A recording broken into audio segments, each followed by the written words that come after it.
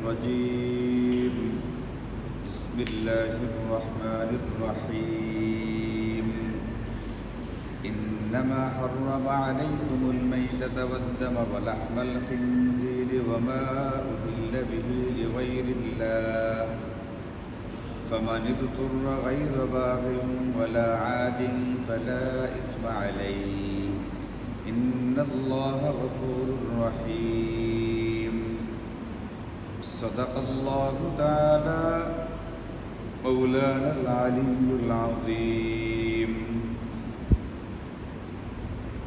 سبحانك لا علم لنا إلا ما علمتنا إنك أنت العليم الحكيم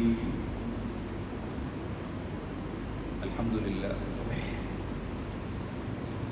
আল্লাহ পাকের মেহেরবানি আর দয়া যে আল্লাহ তাআলা আমাদের তাফসীরের মাহফিলে বসার তৌফিক দিয়েছে। আজকে আমরা সূরাতুল বাকারা এর 173 নম্বর আয়াত, এই আয়াতের তাফসীর আগেই চলছিল, আলোচনা শেষ হয় নাই, এই জন্য একই আয়াত আবার তেলাওয়াত করা হয়েছে। আমরা আগে আলোচনা শুনেছি যে আল্লাহ তাআলা যে সমস্ত জিনিস আমাদের জন্য হালাল করেছেন এবং যেগুলো আমাদের জন্য তৈয়ব, উপকারী, উপযোগী, আমাদেরকে সেই সমস্ত বিষয়গুলো গ্রহণ করতে হবে। গ্রহণ করার ক্ষেত্রে যেন কোনো রকমের দ্বিধা দ্বন্দ্ব না থাকে। আল্লাহ পাক যেগুলোকে হালাল করেছেন সেইগুলোকে হারাম করার ক্ষমতা দুনিয়ার কোনো মানুষের নেই, সুতরাং তারা সেইগুলোকে হারাম করতে পারে না। আর এই আয়াতের মধ্যে আল্লাহ তাআলা বলছেন যে আল্লাহ তাআলা নিজে কিছু বিষয়কে হারাম করে দিয়েছে।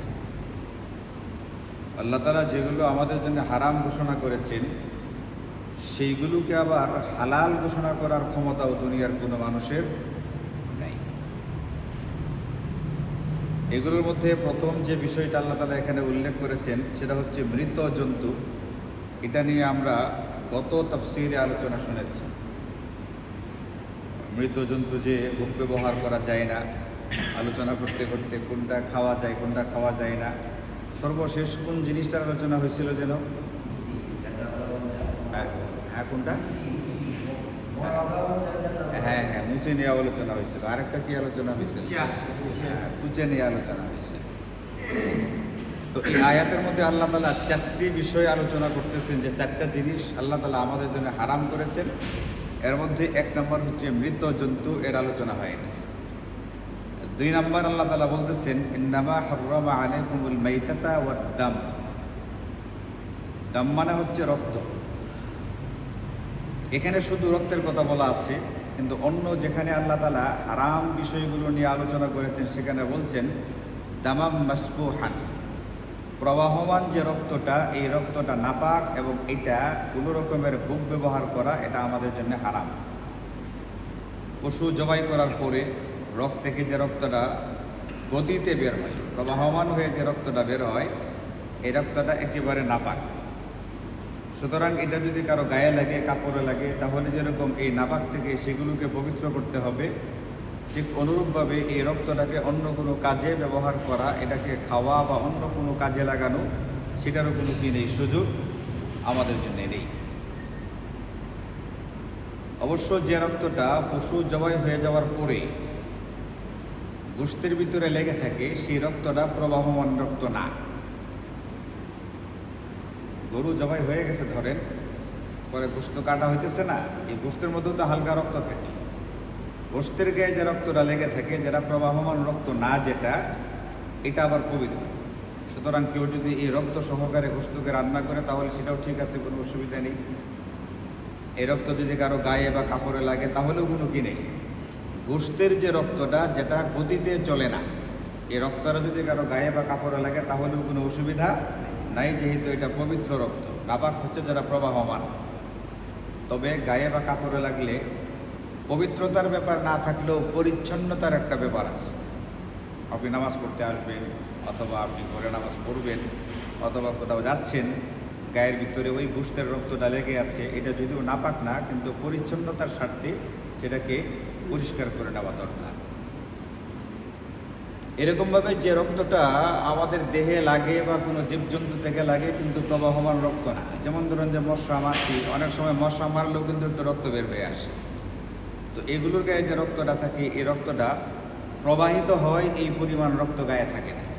এই জন্য মশা মাছি ইত্যাদি ছোট ছোট যে ছারপোকা যে এগুলোর যে রক্ত আছে, এ রক্ত কিনা নাপাক না। সুতরাং এইগুলো থাকলে কোনো রকম অসুবিধা নেই।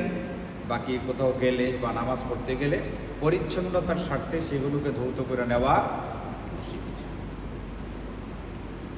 এখন একটা কথা হচ্ছে, রক্তটা যেহেতু নাপাক, প্রবাহমান রক্ত এটা যেহেতু নাপাক, এটাকে মুখ ব্যবহার করা যাবে না, পবিত্র হইতে হবে। তাহলে অনেক সময় আমরা যে মানুষকে দেওয়ার জন্য রক্ত দিয়ে থাকি, একজন রোগী তার রক্ত দরকার, আর একজন সুস্থ ব্যক্তির শরীর থেকে রক্ত নেওয়া হয়েছে, এক ব্যাগ রক্ত নেওয়া হয়েছে, এটা তার শরীরে পুশ করা হবে। এই নাপাক জিনিসটা নেওয়াটা কেমন হচ্ছে, এই ব্যাপারে শরীয়তের মাসালা হচ্ছে দুধের হুকুমের মতো।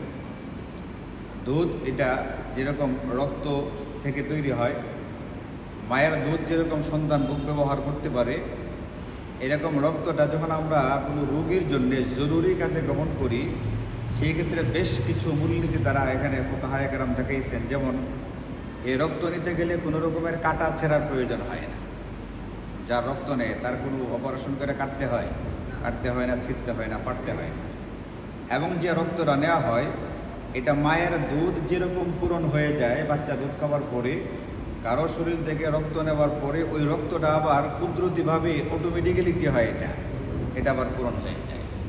এই কারণে একজনের জীবন বাঁচানোর স্বার্থে এটা বিভিন্ন মূলনীতির আলোকে ফুকাহায়ে কেরাম বলছেন, এই রক্তটা নেওয়া এবং এই রক্তটা রোগীর গায়ে দেওয়া, এই দুইটাই কি আছে, জায়েজ আছে জরুরি স্বার্থে।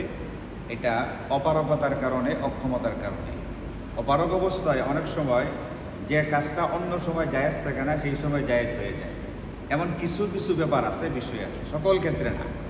কিছু কিছু ব্যাপার এমন থাকে যেটা স্বাভাবিক সাধারণ অবস্থায় বৈধ থাকে না, কিন্তু জরুরি অবস্থার সময় সেটা কি হয়, বৈধ হয়। যেমন এখানে আল্লাহ পাক হারামের একটা তালিকা দিয়েছে, এই জিনিসগুলো তোমাদের জন্য হারাম, এইগুলোর ব্যবহার তোমাদের জন্য নিষিদ্ধ।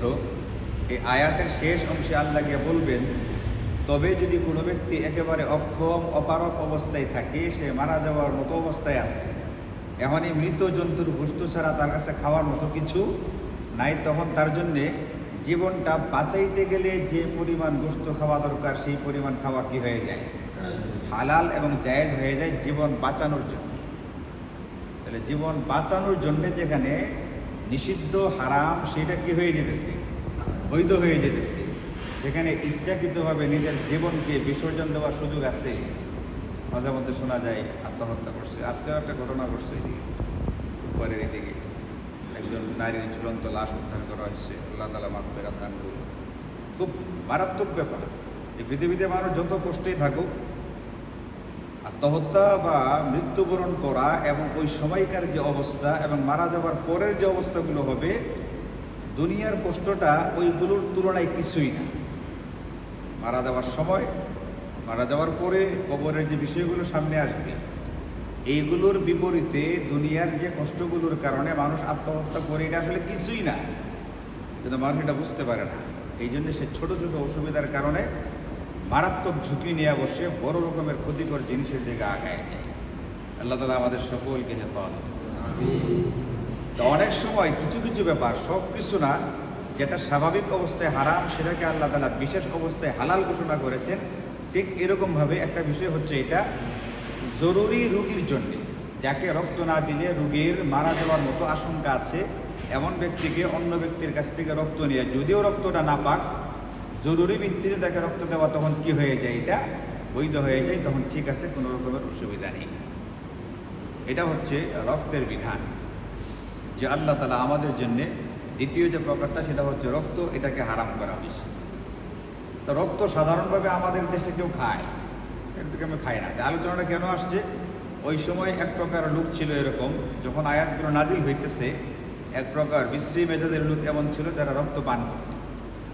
এখনও কোথাও কোথাও থাকতে পারে, এটা একেবারে হয়তো বা আমার আপনার কাছে অস্বাভাবিক মনে হইতেছে, কিন্তু পৃথিবীর কোনো কোনো প্রান্তে, কোনো কোনো গোষ্ঠী, কোনো কোনো অঞ্চলে এমন থাকতে পারে যারা এখনও কী করতে চায়, রক্ত পান করতে চায়, যাদের ভিতরে হিংস্রতা আছে। এটা অস্বাভাবিক কোনো ব্যাপার না। কাজে ওই সময় যেহেতু একটা গ্রুপ ছিল এরকম যারা রক্ত পান করত, তাদের জন্যে এবং ভবিষ্যতে পৃথিবীতে যদি কোনো প্রান্তে কোনো অঞ্চলে এমন কেউ থাকে যারা রক্ত পান করতে চায়, রক্ত ব্যবহার করতে চায়, তাদের জন্য এটা বলে দেওয়া হলো এই ধরনের রক্ত এটা সম্পূর্ণরূপে নাপাক, এটার ব্যবহার অথবা এটাকে ভোগ করা, খাওয়া, এটা পান করা কোনোভাবেই কি নাই, আমাদের জন্যে জায়েজ নেই। এরপরে আল্লাহ তাআলা বলতেন ৩ নম্বর ওয়ালাহমাল খিনজির, আল্লাহ তাআলা তোমাদের জন্য হারাম করেছেন শুয়োরের গোশত। শুয়োর চিনেন তো আপনারা? এখানে শুয়োরের গোশতের কথা বলা আছে, কিন্তু মূলত শুয়োরের শুধুমাত্র গোশত না, শুয়োরের গোশত, চামড়া, হাড়, রগ, মানে একটা প্রাণীর ভিতরে যত যত অঙ্গ থাকতে পারে এই সবগুলো সম্পূর্ণ রূপে নাপাক। এটাকে বলে নাজিসুল আইন। এটার মূল বস্তুটা, উপাদানটাই নাপাক, এটা কখনোই কোনোভাবেই পবিত্র হয় না। কিছু কিছু জন্তু এরকম আছে যেটা অন্য সময় নাপাক থাকে, কিন্তু এটার যদি প্রবাহমান রক্তটাকে সরায় ফেলা হয়, অনেক সময় যদি চামড়াটাকে দাবাঘাত বা পরিশোধন করে ফেলা হয়, অনেক সময় অনেক জিনিস এমন আছে যেটা পবিত্র হয়ে যায়, যদিও হালাল না। পবিত্র হয় কিন্তু কি হয় না, হালাল হয় না, এরকম কিছু ব্যাপার আছে। কিন্তু শুয়োর এমন একটা ব্যাপার যে জিনিসটা কখনোই কোনোভাবেই এটা কি হয় না, পবিত্র। যেমন ধরুন কুকুরের চামড়া, বিড়ালের চামড়া, এটা যদি কোনো কারণে বিড়ালটা মারা যায়, এর চামড়াটাকে যদি আলাদা করে এটাকে যদি পরিশোধন করা হয়, শোধন করা হয়, দাবাঘাত বলে এটাকে দাবাঘাত করা হয়, তাহলে এই চামড়াটা পবিত্র হবে। বাঘের চামড়াটা কি হবে, পবিত্র হবে, কিন্তু এটা কি হবে না, হালাল হবে না। হালাল হইলেই সব কিছু কি হয় না, এই হালাল বলছি, মানে পবিত্র হলেই সব কিছু কি হয়ে যায় না, হালাল হয়ে যায়। এটা মাথায় রাখতে হবে। কিছু কিছু বিষয় এমন আছে যেটা পবিত্র হতে পারে, পবিত্র হলেই সেটা কি হবে না, কিন্তু যেটা হালাল হবে সেটা আবার কি হইতে হবে, পবিত্র হইতেই হবে। এটা যেটা হালাল হবে এটা অবশ্যই পবিত্র হতে হবে। অপবিত্র জিনিস কোনো সময় কি হয় না, হালাল হয় না, কিন্তু পবিত্র হলে সেটা আবার হালাল হওয়াটা কি না জরুরি। যেমন ধরেন যে মাটি, মাটি এটা পবিত্র জিনিস। আমাদের ফ্লোরটা তো পাকা, অনেক জায়গাতে মসজিদ মাটি আছে না, সাধারণ মাটিতে, গ্রামেগঞ্জে এখনও আছে, আমরাও পশ্চিম মাটিতে নামাজ, মাটি এটা পবিত্র, এখানে নামাজ পড়া যায়। তাই বলে পবিত্র হলেই এটা হালাল, মাটি খাওয়াটা কি বৈধ হবে, মাটি খাওয়াটা বৈধ হবে না। তাহলে কিছু কিছু জিনিস এমন থাকে যেটা পবিত্র কিন্তু কি না, হালাল না। বাঘের চামড়া এটাকে যদি শোধন করে তারপরে ঠিকঠাক মতো দাবাঘাত করে কেউ যদি মনে করে আমি আমার ঘরের কোনো কাজে ব্যবহার করব, এটাতে পাপোশ তৈরি করা হবে অথবা কোথাও একটা বিছানো হবে ইত্যাদি, এটা পবিত্র আছে, করতে পারে, কোনো অসুবিধা নেই। কিন্তু এটা বাঘের গোশত, বাঘকে জবাই করলেও কখনো কি হবে না, হালাল হবে না। পবিত্র হবে কিন্তু কি হবে না, হালাল হবে না। কিন্তু শুয়োর এমন একটা প্রাণী যে প্রাণীটা কখনো কোনোভাবেই হালাল তো দূরের কথা পবিত্রও হবে না। শুয়োরের গোশতটা আপনি যদি সাবান দিয়ে ভালো করে ডললে, পাথরটা ডললেও যদি ধুয়ে ফেলেন, এই যে নিউ টাউনের বড় পুকুরের যে পানিটা আছে সবটা পানি দিয়েও যদি ধৌত করে ফেলেন, এটা কখনোই কি হবে না, এটা পবিত্র হবে না। এটা নাপাকিটা কীরকম আপনি বুঝেন। ধরেন যে একজন মানুষের মল, পায়খানা, আচ্ছা বলেন এই মলটাকে যদি সাবান দিয়ে ধৌত করা হয়, কয়বার ধৌত করলে পাক হবে? এটা কোনোদিন পাক হবে? এটা তো কোনোদিন পাক হবে না। মলটাকে ধুইলে বরং আরো নাপাকে কি হবে, আরো ছড়াইবে, আরো বাড়বে। এই মলটাকে যেরকম কোনোভাবেই পবিত্র করা যাবে না, শুয়োরের কোনো অংশ কোনোভাবেই পবিত্র করা যাবে না। এখানে গোশতের কথা আল্লাহ পাক বলছেন, যেহেতু প্রসঙ্গটা খাওয়ার, এই জন্য গোশতের আলোচনা আনা হয়েছে। অন্য অংশগুলো তো আর খায় না মানুষে, অন্য জায়গাতে এটা বলে দেওয়া আছে শুয়োরের সমস্ত অঙ্গ প্রত্যঙ্গ সম্পূর্ণরূপে নাপাক, এটা কোনোভাবেই ভোগ ব্যবহার করার সুযোগ আমাদের জন্য নেই। এর বিভিন্ন হিকমত, বিভিন্ন রহস্য ফিকহের কিতাবে ফুকাহায়ে কেরাম বলছেন, শুয়োরের ভিতরে একটা নির্লজ্জতার স্বভাব আছে, নির্লজ্জতা। শুয়োরের ভিতরে একটা লোভ লালসার একটা স্বভাব আছে, লোভ লালসা। শুয়োরের ভিতরে একটা নাপাক জিনিস তালাশ করার একটা স্বভাব আছে, নাপাক খুঁজে খুঁজে সে খাইতে চেষ্টা করে। এই কারণে যারা শুয়োরের কোনো অংশ ব্যবহার করবে, শুয়োরের গোশত খাবে, পৃথিবীতে একজন মানুষ আছে না শুয়োরের গোশত খায়, খাইতেছে না, এরকম আছে। যারা এটা ভোগ ব্যবহার করে তাদের ভিতরে এই বিষয়গুলো ঢুকে যাওয়ার আশঙ্কা আছে। আশঙ্কা কি? দেখবেন যারা শুয়োরের গোশত খায় এদের ভিতরে এই বিষয়গুলো আছে, এদের ভিতরে নির্লজ্জতা আছে, এদের ভিতরে পাক না পাকের কোনো রকমের পরোয়া নাই, এদের ভিতরে লোভ লালসার কোনো সীমা পরিসীমা নাই। যে সমস্ত দেশে, যে সমস্ত গোষ্ঠী, যে সমস্ত জাতি শুয়োরের গোশত ব্যবহার করে, এদের ভিতরে দেখবেন যে সমস্যাগুলো আছে। এদের নির্লজ্জতার দৃষ্টান্ত দিতে গেলে এটা মসজিদে বলবার মতো অবস্থা না। এই জন্য শুয়োরের গোশত আমাদের জন্য আল্লাহ তাআলা সম্পূর্ণরূপে হারাম করে দিয়েছেন। সুতরাং শুয়োরের গোশত থেকে আমাদেরকে সম্পূর্ণ দূরে থাকতে হবে, এটা নিয়ে কোনো রকমের আপোষ করা চলবে। কারণ শুয়োরের গোশতটা যেরকম হারাম, এটা থেকে যেমন আমরা যেমন দূরে থাকি, এরকম অন্যান্য আরও যে যে বিষয়গুলো হারাম সেইগুলো থেকে সমান তালিকে থাকতে হবে, দূরে থাকতে হবে। কারণ শুয়োরের গোশত হারাম হওয়ার কারণে এখান থেকে আমরা দূরে থাকি, মলমূত্র হারাম হওয়ার কারণে এখান থেকে আমরা কি থাকি, দূরে থাকি। ঠিক অনুরূপভাবে শরাব বা মদ যেটা আছে, এটা ঠিক সমান তালের হারাম। সুতরাং এটার থেকে আমি মল থেকে যে পরিমাণ নিজেকে দূরে রাখার চেষ্টা করি, শুয়োর থেকে যে পরিমাণ দূরে রাখার চেষ্টা করি, এই মদ বা নেশা জাতীয় জিনিস থেকে সেই পরিমাণই কি রাখতে হবে, নিজেকে দূরে রাখতে হবে। কোনো মানুষ যদি মদ পান করে, তাহলে সেই ব্যক্তি এই পরিমাণ নাপাকি গ্রহণ করে যে পরিমাণ নাপাকি মলমূত্রের ভিতরে আছে। কেমন যেন সে মলমূত্রই কী করতেছে, গ্রহণ করতেছে। এই ব্যক্তির জন্যে মলমূত্র গ্রহণ করতে কোনো অসুবিধা নেই, যেহেতু সে শরাব বা মদ গ্রহণ করে। এটা যেরকম নাপাকি, মলমূত্র একই নাপাকি, শুয়োরের গোশত একই রকমের নাপাকি। এই জন্যে শুয়োরের গোশত যেরকম বাঁচতে হবে, এরকম অন্যান্য সকল প্রকার হারাম বস্তু থেকেও নিজেদেরকে রক্ষা করতে হবে। এখানে 4টা উদাহরণ দিচ্ছেন আল্লাহ তাআলা, উদাহরণ। 4টার ভিতরেই হারাম জিনিসগুলো কি না, সীমাবদ্ধ না। এবং 4 নম্বর আল্লাহ বলছেন ওয়ামা উহিল্লা বিহি লিগাইরিল্লাহ, যে খাদ্য বা পানীয় গায়রুল্লাহর নাম, গায়রুল্লাহ মানে আল্লাহ ছাড়া অন্য কারো জন্যে, অন্য কারো উদ্দেশ্যে যেটাকে উৎসর্গ করা হয় অথবা জবাই করা হয়। জন্তু হলে জবাই করা হবে, অন্যান্য খাবার হলে উৎসর্গ করা হবে, আল্লাহ ছাড়া অন্য কারো জন্যে। এই জাতীয় জিনিসগুলো সম্পূর্ণরূপে আমাদের জন্য হারাম করে দেওয়া হয়েছে। এখন আপনারা দেখবেন যে বিভিন্ন পূজার সময় হিন্দু যে দেবদেবতা আছে, তাদের সামনে বিভিন্ন রকমের ফল, দুধ ইত্যাদি পেশ করা হয়, এবং পরবর্তীতে তারা এটাকে প্রসাদের নামে বিরাট একটা বরকতের জিনিস মনে করে এটাকে কী করা হয়, তাদের মধ্যে বিতরণ করে তারা করতে পারে। কিন্তু এটাকে অনেক মুসলমানও আবার এটাকে বরকতপূর্ণ মনে করে কী করার চেষ্টা করে, এটাকে গ্রহণ করার চেষ্টা করে। বড় রকমের আফসোসের কথা এটা। শুয়োরের গোশত যেরকম হারাম, এই জিনিস এর চেয়েও আরও মারাত্মক রকমের হারাম। মা উহিল্লা লিগাইরিল্লাহ, আল্লাহ ব্যতীত অন্যের নামে যে জিনিসটাকে উৎসর্গ করা হবে অথবা আল্লাহ ব্যতীত অন্যর নামে যেটাকে জবাই করা হবে, এটা কোনোভাবেই কোনো মুসলমান মুখ ব্যবহার করতে পারবে না। এটার নিষিদ্ধতাটা আসমান থেকে আসছে। সুতরাং দেবদেবীদের নামে যেরকম এটা মুখ ব্যবহার করা যাবে না, ঠিক অনুরূপভাবে কেউ যদি মাজারে গিয়ে উৎসর্গ করে, মাজারে খালি হিন্দুরে করে এটা না, আমাদের ভিতরেও কিন্তু অনেক কি আছে এরকম গায়রুল্লাহ নামে কাজ কারবার করে, এরকম অনেক আছে। মাজারে গিয়ে উৎসর্গ করছে একটা গরু, একটা ছাগল বা একটা মুরগি ইত্যাদি ইত্যাদি। দেখছেন না, পাগলা মসজিদে কোটি কোটি টাকা কি হয়েছে ওখানে জমা হইতেছে। একটা ধারণা তৈরি হয়েছে ওখানে দান খেরাত করলে আমার মনের বাসনা মাকসাদ এগুলো কী হবে, পূরণ হবে ইত্যাদি। তো এটা আপনার দেবদেবতার নামে হোক অথবা আপনার মাজারওয়ালার নামে হোক, কোনো মাজারওয়ালা তো কোনো ব্যক্তি, ধরেন যে কথার কথা আমাদের নেত্রকোনায় যিনি আছেন হযরত শাহ সুলতান রহমতুল্লাহ আলাইহি, ওনার নামে যে উৎসর্গ করা হইতেছে এটা, অথবা অন্য কারো নামে যদি পশুটাকে জবাই করে ফেলা হয় আল্লাহু আকবারের পরিবর্তে, তাহলে এই সবগুলো সম্পূর্ণরূপে নিষিদ্ধ। এইগুলো আমাদের জন্য বুক ব্যবহার করা জায়েজ নেই। এই জন্য অনেক সময় কাজ কারবার করতে গিয়ে, চাকরি করতে গিয়ে অনেক সময় হিন্দু কলিগ বা হিন্দু বন্ধুবান্ধব দাওয়াত করে তাদের বাড়িতে যেতে হয় ইত্যাদি বিভিন্ন অনুষ্ঠানে। এইগুলোর ক্ষেত্রে শরীয়তের মাসালা হচ্ছে অমুসলিমদের ঘরে যথাসম্ভব পারতপক্ষে খাবার গ্রহণ না করে। তাকওয়ার দাবি হচ্ছে, সর্বোচ্চ সতর্কতার দাবি হচ্ছে কোনোভাবেই সেখানে কোনো রকমের খাবার গ্রহণ না করে।